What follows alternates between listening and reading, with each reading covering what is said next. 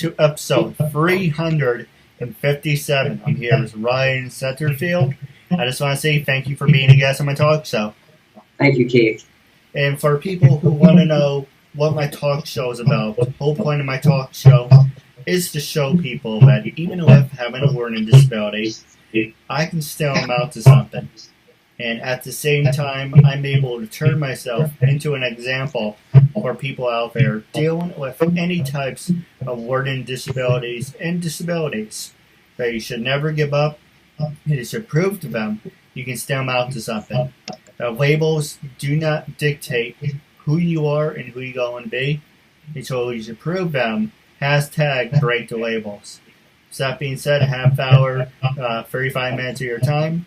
That being said, you can say anything you want, talk about anything. And starting off, what can you tell us about yourself? Well, I'm an actor, writer, musician. I've played guitar since I was 8 years old. I've been playing in rock bands since I was 13. I put my first album out when I was 18. And ever since the past 4 years, I've been getting involved in theater, film, web series, product modeling, different aspects of entertainment. Yeah, that's really cool. Who influenced you to get into this kind of work? It's kind of a funny story because I was in my last semester of community college, and I finished out all the required general education requirements, and I kind of figured, well, I kind of want to do something different and fun, so I thought, let's take an acting class on just a whim. And so I showed up to the first day of the acting class, and it was just me and one other guy. There was only 2 people who signed up for it.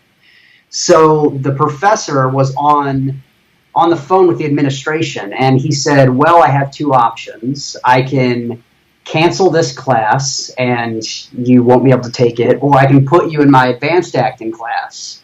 So he did the latter of the option. So having no experience, I was put into this advanced acting class, scared out of my wits because I had no experience whatsoever.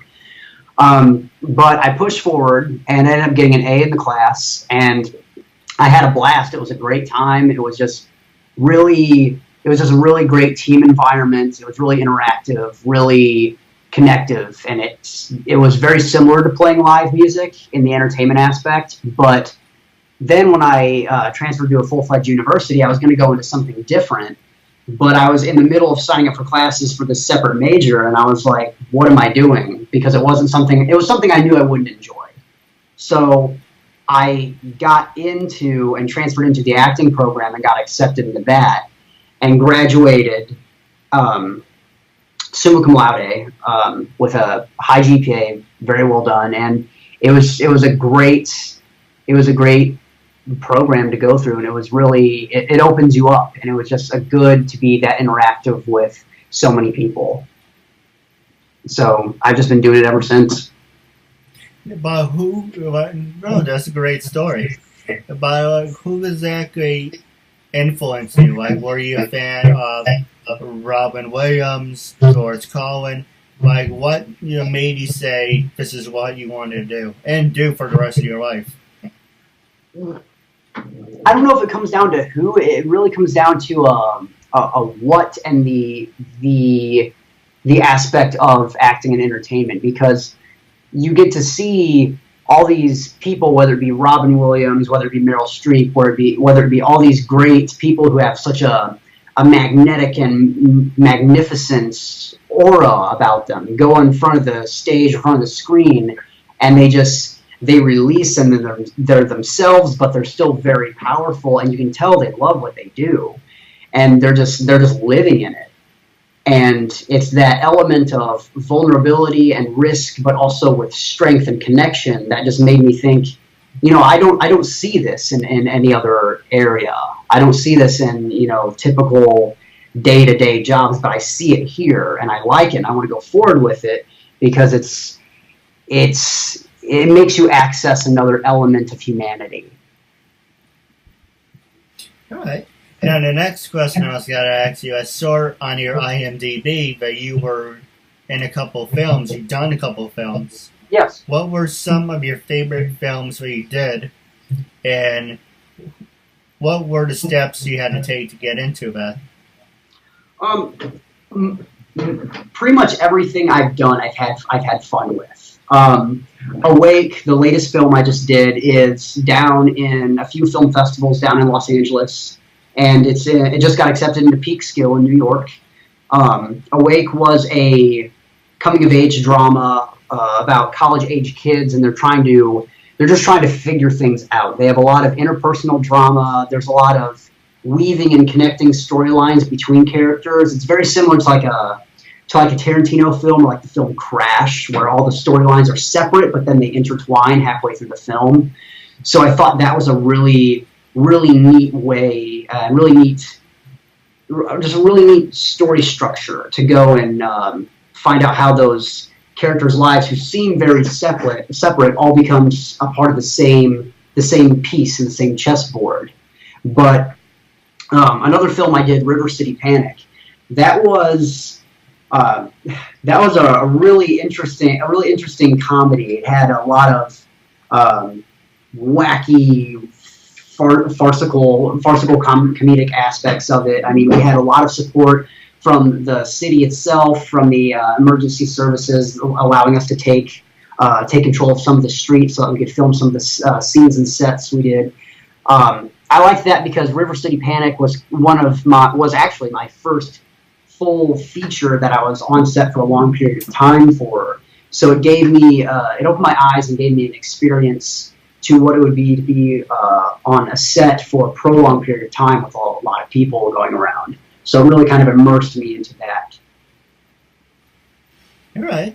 And what about, were you like, for your films, were you the lead star? Were you the supporting actor? In River City Panic, actually, that was my first gig, and that was just a featured extra role. I didn't have any lines or anything like that. But Awake, that was more of a principal/supporting role. I wasn't necessarily a lead, but I was still friends with all the leads, so I was still a supporting role in that film. All right, now for people who want to know, what were some of your success? Like, what footsteps did you have to take to get this type of work? Did you use LinkedIn? Did you use Stage 32? What were some of the websites you actually used and actually opened the door for you? Okay.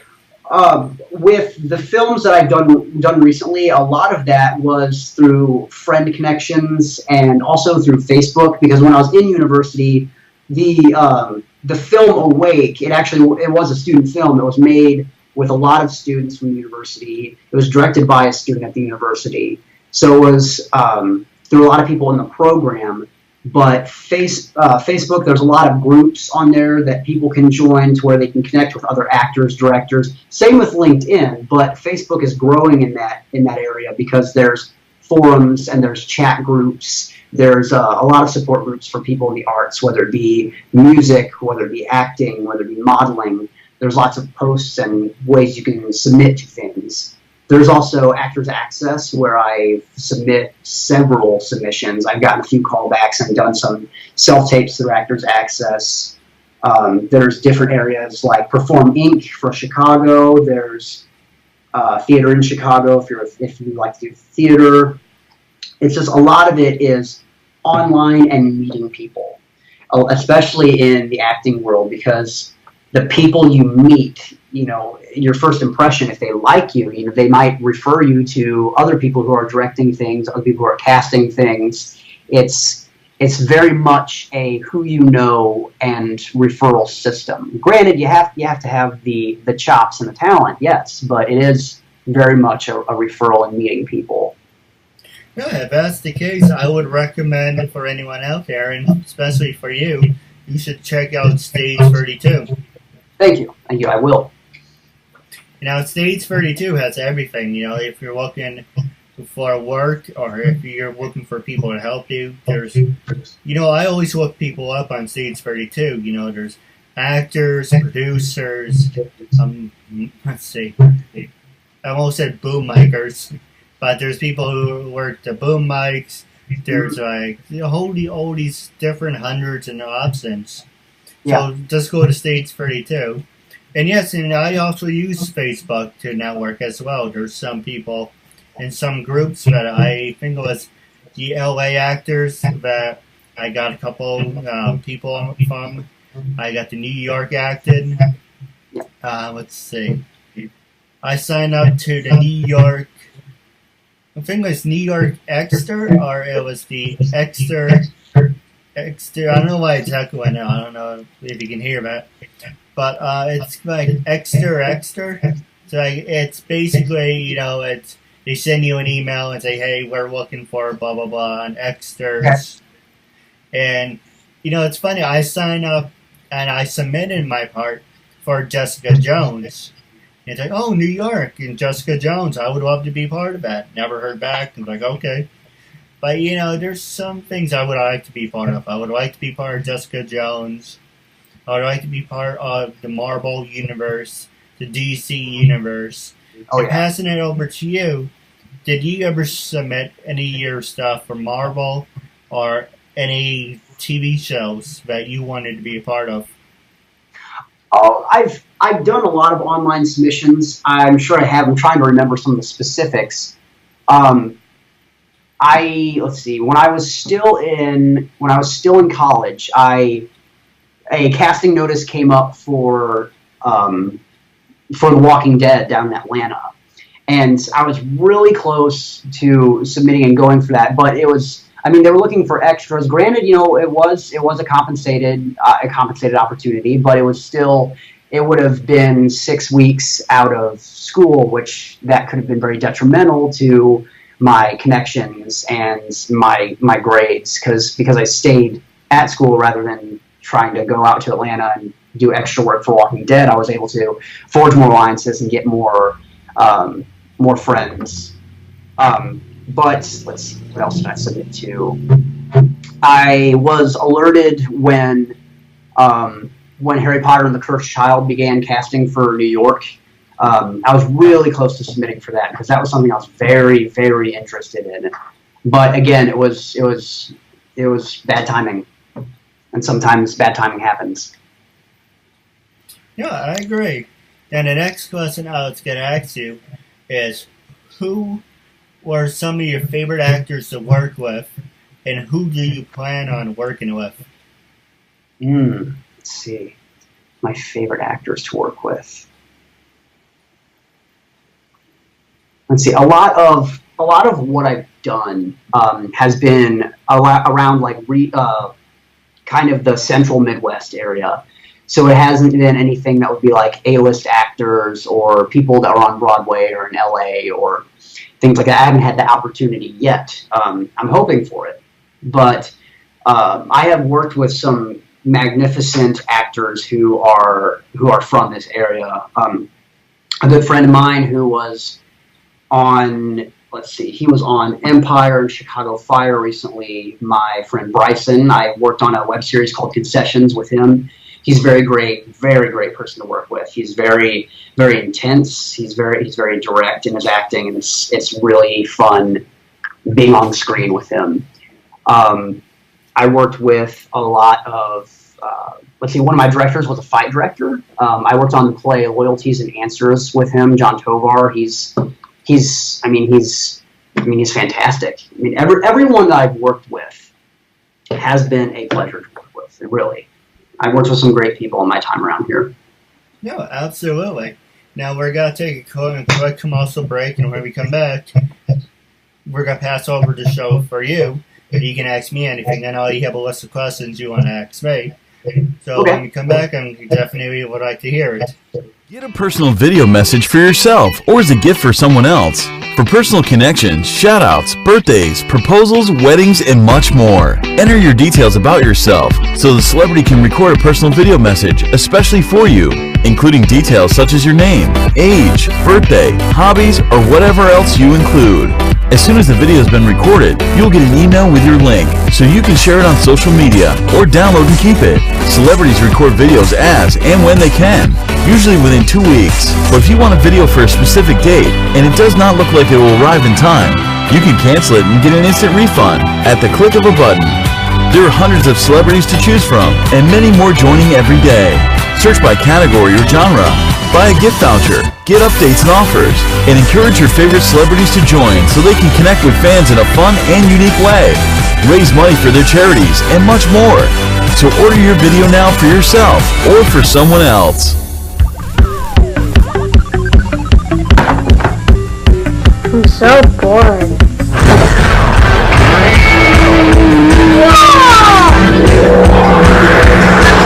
Want to see something really cool? Yeah! Now you'll never be bored again with Loot Crate, a totally bodacious mystery box packed with awesome toys, radical games, and other surprises. And the best part is, you can get Loot Crate delivered right to your door. So don't delay. Ask your parents and order today. Everything okay in there? Yeah, everything great. I love Loot Crate. Ladies and gentlemen, welcome back to 357. My name is Keith Andrew. Along here is a good friend of mine, Ryan. And I just want to say thank you for sticking with us. Now, what's the last 22 minutes left of your show? I'm going to pass it over to you. Was there anything you wanted to promote? Anything you wanted to talk about? Questions you want to ask me? This is your time, after all. Yeah. If I wanted to ask you actually, what are some of your long-term goals? What are you trying to push for in the next year? All right. Let's see. I started 4 years ago, and when I first started, my video quality was really bad. And it's because it's pretty much like this. So what you see on the reflection on the camera, it's pretty much what the camera got. So I basically recorded from the phone. That was season 1, 2. Season 3 and 4, actually end of 2 into 3, I was recording it from the computer screen. And you can see that season 1, season 2, the video qualities, you only see that one person, and then you see me in the bottom of the screen. Season 3, season 3 and 4, excuse me, I now have the cut screen, which always looks like Fox News, CNN. I'm on the right, you're on the left, or if you're interviewing me, I would flip it, you're on the left, I'm on the right. And it's pretty much, I'm showing you over the 4 years, there's different transitions.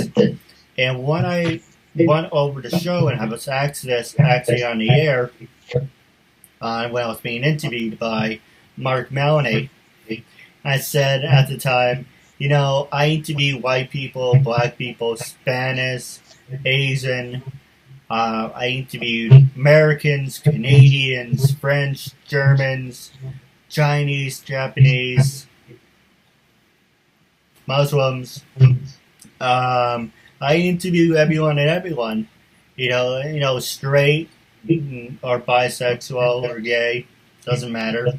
But that's where I draw the line afterwards.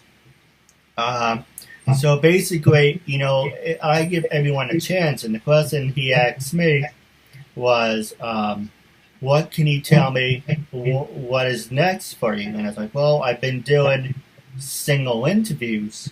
What I really want to do is start doing double interviews. And for whatever the reason is, people seem to get bent out of shape when I say, hey, by the way, I give you an example. I'll be like, hey, by the way, I have someone booked at the same time. We're going to do a double interview. And for some reason, for guys, they don't care. But for girls, they hit the ceiling because they want their own spotlight or whatever. And it depends on the person. Or it could be the guys freak out and then say, yeah, I didn't agree to that. And it's like, let's turn this around a little bit. I invited you to be on my show. And so if I want to add someone to the show, I don't need your damn permission because it's my show. Right. If I agreed to do a double interview or a group interview, okay, so my new thing now is I tell people, if you know any friends, because I know people don't like surprises, So it said, for an example, if you want to invite friends, invite your wife to be with you, you can do a double interview. If you want to do a group interview, I can interview 4 people. But that's what I want to do next. I want to interview 2 people at the same time, then 3 people, then 4, because I want to get to the point where I'm comfortable at public speaking. I already gave myself the practice of interviewing a handful of people beforehand. That's one reason. I said, hey, we're doing a one-on-one interview, but I booked someone at the same time. We're going to do a double interview. And also about that, 1, you're supporting a good cause either way. 2, you're networking. So instead of just networking with me and you, the third person, the 3 of us would be networking together. So you're networking and you're making a new friend at the same time. Also, it makes it more fun for the viewers and say, okay, we've seen the one-on-ones. Now I'm bored of it. Can you do something different? So that's why I'll do the double tag team interviews, the trio interviews, constantly doing it different. And it's you don't see Bill Maher or Bill O'Reilly saying to Dennis Miller, say, hey Dennis, I know you're supposed to be one-on-one, but I'm going to have, what was his name? Michael Moore. I'm going to have Michael Moore join us as well. Do I have your permission? You don't see it because if you were given an opportunity, you should be thankful for the opportunity. Not be like, yeah, I changed my mind, and it doesn't really matter. But to answer your question, I'm constantly changing the format. The format will always be the same, but I've been working hard on getting double interviews and group interviews. That's something I've been really persistent on. But at the time, I was interviewed about 2014 to 2015, and at the time I didn't think of double interviews, so I said I would like to interview some golfer girls. Funny enough, I got that, so that's done and over with. But it's pretty much what my new thing is, to get group and double interviews. If that answers your question. Yeah, all right, very good. Let's see. So, what about like equipment and setup? Like, are you looking at doing equipment upgrades, different things? Like, where are you looking to go with that? It's funny you should say that. I was looking at my friend's email. Not her email. Let me rephrase that. I was looking at my friend's Facebook page. Facebook emails, the same thing in a way. In her Facebook, and it says New York talk show radio. And basically, for a low cost, they will rent you the studio and give you equipment. And I always talk about when I first started my talk show. And don't ask me why, it seemed like a good idea at the time. I did 72 phone interviews, and I suffer from depression, I suffer from anxiety, and when I was doing the phone interviews, it was still firing up. I was still having the anxiety, and I was like, this isn't working. So also at the same time, people were saying to me, you have this great format, why aren't you big or bigger when you portray yourself to be, blah, blah, blah. One guy said do it over. I prefer doing video because I get to see you and you get to see me and you're interacting. I don't really like talking on phone because it feels like I'm talking to myself. And also I'm not a big phone person. Also, it's just, I was thinking about, yes, I may work with them. I did send them an email. But I would prefer to do both. If I can. Yes, what it's like this. You're doing a podcast is good because if you're driving cross country, if you're on an airplane, if you're moving, listening to audio, it's good because you can still multitask. Mm-hmm. But personally, I like to talk show fame. So yes, I would like to eventually have my banner behind me or like an LED screen, or actually what I really want is to sit down with someone in person. Like if I can sit down with you in person and do the interview and have this whole set, that would be great. That's what I want to do next. Yeah. For upgrades, to answer your question, Season 1 and 2 is a perfect example of a major upgrade from 2013 to 14-15, and then late 15 to now. You've seen, for an example, recorded from the screen to seeing what the camera to now Skype in half. So you've seen a transition over the 4 years. So eventually, there is different things I do want to do. For each season, I use iMovie. So it's constantly a different season, a different introduction, a different theme song, different disclaimers. So in that sense, there is upgrades. But to really go to the next step, like I said, doing more group interviews, double interviews, and eventually finding someone who would take an interest in what I'm doing, and then getting a studio out of it. Very cool. It's interesting you mentioned podcasts, because one of my next questions was, have you done podcasts in the past? Would you want to do podcasts? Because I know podcasts are somewhat on the rise now. A lot of people are doing them. A lot of influencers are doing them. Like Gary Vaynerchuk has his Spotify podcast that he does now, and it's just, I see a lot of people doing these podcasts and that they're almost on the rise. So I didn't know if that was something that you had done before, or that you were going to do in addition to your videos. Well, about that, when I first started the show, that was the whole point. Originally, I was called Uncensored. Tell you the whole story about it. It was called Uncensored, and the Keith Andrew. So I like wrestling. So for an example, Snickers and Hershey's presents WWE WrestleMania. So I was like, well, I have the KeithAndrewNetWork. I just need another name. So at the beginning it was Uncensored. So it's the KeithAndrewNetWork presents Uncensored. And I got 72 people, from Power Rangers, Dragon Ball Z, Spider-Man. But that's when I still had the anxiety. And I was trying to talk to Blog Talk Radio.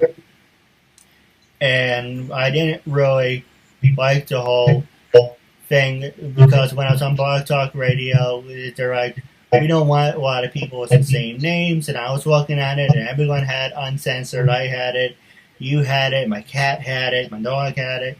And it's like, if everyone has the same name, how can you be different?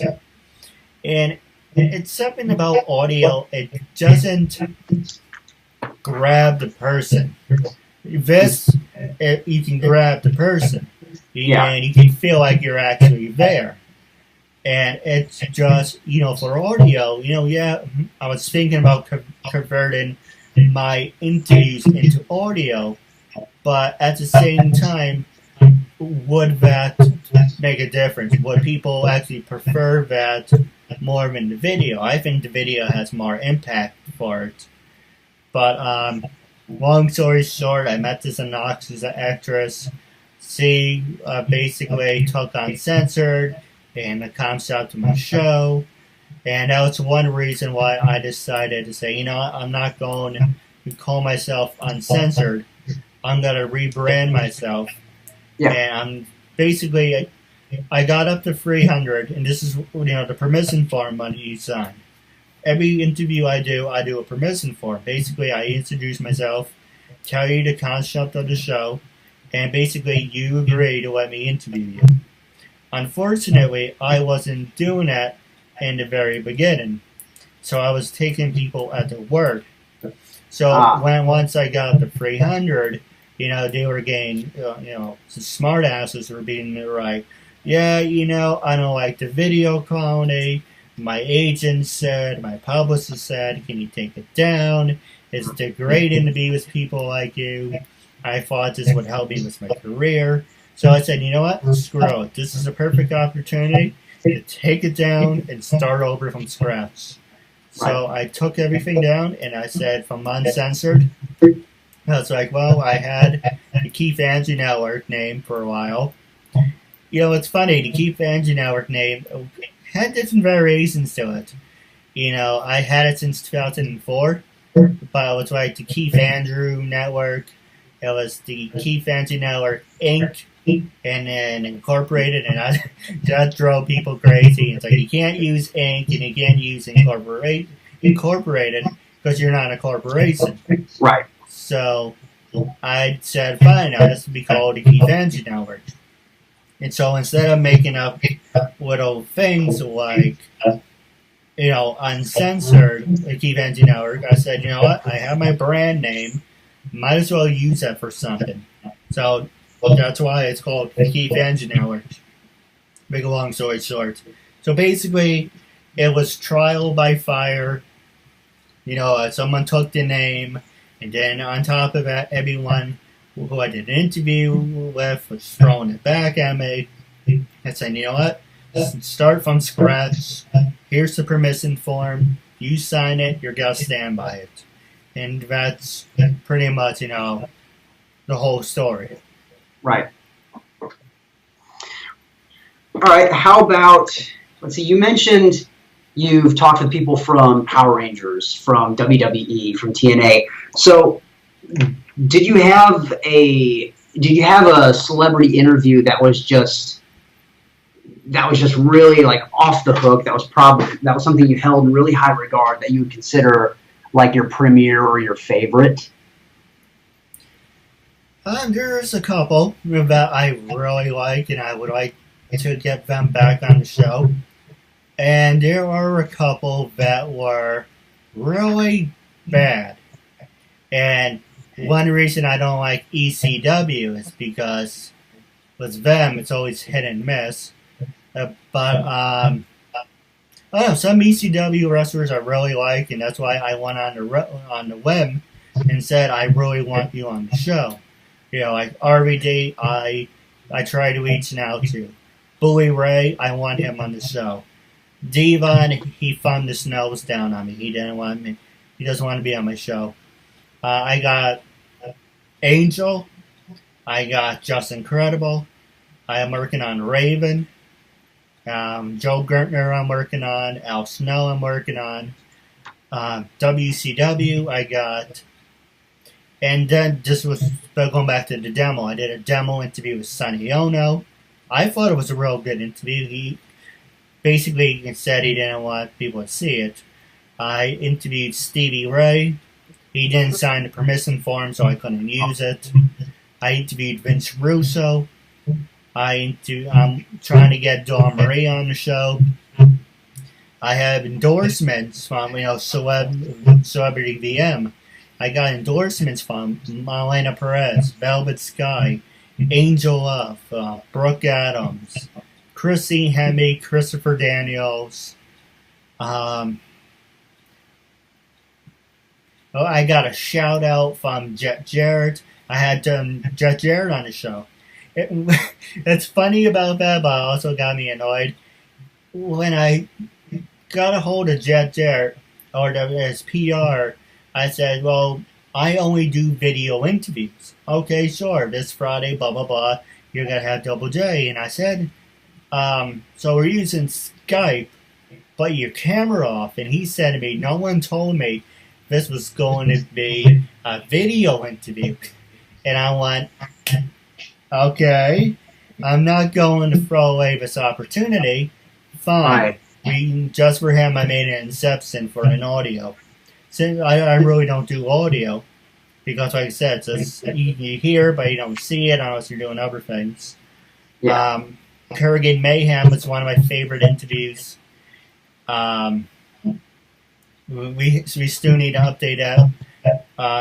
He was nice enough to do a demo interview with me, and when I did it over, he was nice enough to do the video. Lenny Prabo was really nice. He helped me do the demo when I said now doing the format in video. Would he be interested in doing that? He said yes. Barbara Goodson said once was enough. And she said I should have done it right the first time, but I said it was a demo interview. My favorite interviews off the top of my head, the three that come to mind is Vince Russo, Kerrigan Mayhem, and I don't know if you're a fan of Off the Record, but it's Michael Landsberg. That rings a bell. Off the Record rings a bell. That's one of the big Canadian shows. And Okay. basically, he interviewed Eric Bischoff, Vince McMahon, and all the different wrestlers. And I said to him, I would love to have you as a show. You're a big star. And so he did, and he coached me during the interviews, and I would love to do a follow-up with him. But out of all my interviews, I think the Kerrigan Mayhem one was really funny. I really liked that the most. Vince Russo was a nice guy to me. He gave me respect. He gave me respect. It was really good. But I also liked the one that stands out is with Michael Landberg, because he also coached me, and he said to me, I'm going to coach you," and he said, "Don't ask 3 questions. Try to keep on the minimum of 2, and try to have fun with the guests. You plus on the guests and they plus back. Don't try coming across like you're a dick or anything, but come across like, okay, I'm going to plus on you, and you got to plus back at me. Ask me anything." So he was coaching me during the interview, so that made it really fun. Yeah. And that's really about it. Well, it's good. I mean, it sounds like it was enjoyable and it was also a learning experience. And when you get both of those hand in hand in one instance, I mean, it's great.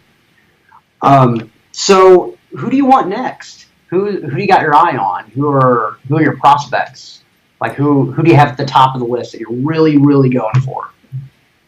Well, it has to be Melena Perez, Velvet. So I'm getting the wrestlers out of the way. So Melena, Velvet, Ashley, Undertaker, Hogan. Yeah. For TV shows, Dennis Leary. I would have said George Collin if he was still around. Yeah. I'm a big. Well, go ahead. I said, yeah, rest in peace. I'm a big fan of Rescue Me. I'm a big fan of House. I like Once Upon a Time. I like Grimm. I like Blue Bloods, Hawaii Five-0. So any of those people would be actually a great example again on the show. Wrapping up now, I'm going to give you one more question you have on your list. But I was making a list this morning of people who I interviewed. Because I know I interviewed someone from Next Generation, Star Trek Next Generation. I interviewed someone from Orange is the New Black. I interviewed someone from General Hospital. 2 people from General Hospital, actually. Did I mention Chicago PD? I don't think you did. I don't think you mentioned Chicago PD. I got one from Chicago PD, House of Cards, Very cool. Hawaii Five-0, and a bunch of wrestlers. So basically, I know I'm not going to get the A-listers, but the B, C, and D, Yeah. you're always going to get the upcoming ones. But we're all wrapping up on the time. But I will give you the last word. Was there one more subject you wanted to talk about? Just if people want to reach out to me or show me their success story or something that they're wanting to do, or if they want to stay in touch or stay for updates, I have Instagram, I have Snapchat, I have Twitter, I have Facebook page, all at Ryan Satterfeal. And Keith, it has been a privilege and honor for the interview. Thank you, thank you, thank you. No, absolutely. I do have a couple questions for you off the air. But the last thing I do, how I end all my interviews, is when going on the record, a big fan of Bear Raleigh. So going on the record, when I first approached you to be a guest on my talk show, what was your first reaction? And after being a guest, how do you feel now? I was excited. I was excited to be on a talk show with someone who has interviewed, you know, these people of note, these people who of gravity, of all this fame and notoriety. I was like, you know, I felt like, you know, I was being included into their rank, and to be asked to be interviewed is it's a humbling experience, and it is quite the honor to have that happen to you. So yeah, I was honored and excited when I got the invite. Oh, absolutely. I'm wrapping up our interview segment. It was a real honor and privilege having you as a guest, and I'm looking forward to building a friendship with you as well. Yeah, man. Want to see some updates. I'll